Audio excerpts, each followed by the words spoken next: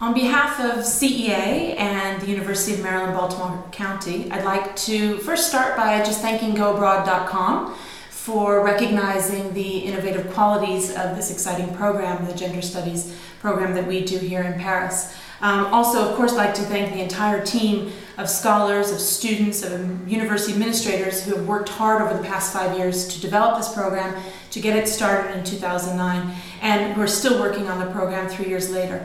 It's a very exciting initiative for all of us to have participated in.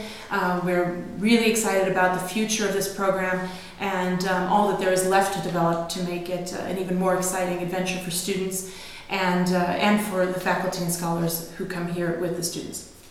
So this program started in its development phase back in 2006. It was very important to all of us working on the program to bring gender studies to Paris and to study abroad specifically in Paris, a field that is underrepresented in study abroad and also one that is underrepresented in the local university system. And yet there's an LGBT community that is very active, diverse, and present in the city. So sort of putting all those things together, this initiative was something that we felt was a good step to take. We were ready to do it, and we have the backing of some really great professionals to help us really bring this to life. What I think is important at this point is to maybe recognize sort of the core value system that a program like this brings to our general programming, and I'm really pleased to say that today, after 3 years of running this gender studies program, we are now starting to integrate both the core values and the academic elements into our general study abroad programming here in Paris at CEA.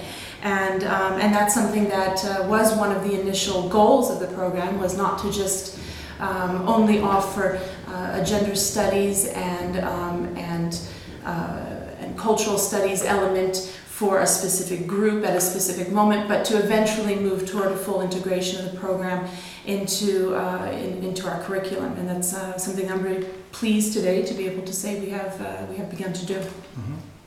I'd like to just echo what Alexandra has said and thank GoAbroad.com. And along with the gender studies component, the gender focus, we think the other innovative part of this is the urban studies focus in terms of the mapping activities that the students do.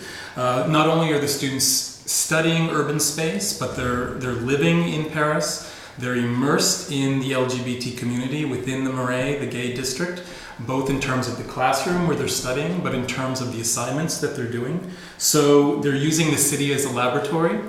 And as a professor of French, we're often concerned about students' linguistic competence in terms of, are they able to learn the language, and then how do we measure the progress that they've made? Mm-hmm. And with the urban studies course, we think it's also important to understand cultural competence. And as a professor of culture, I often ask the question, how do you measure cultural competence? And one of the ways we do this is getting students to use the city as a laboratory, going out, studying the space, mapping it out, trying to understand how people use that space with the intention that it was meant, but also how do they use that space to kind of inscribe themselves or make themselves individuals within that space. And so that's how we try to think about how they measure up in terms of cultural competence, how they blend in a space that was not originally their own, and how they can acquire those interculturalist kind of skills.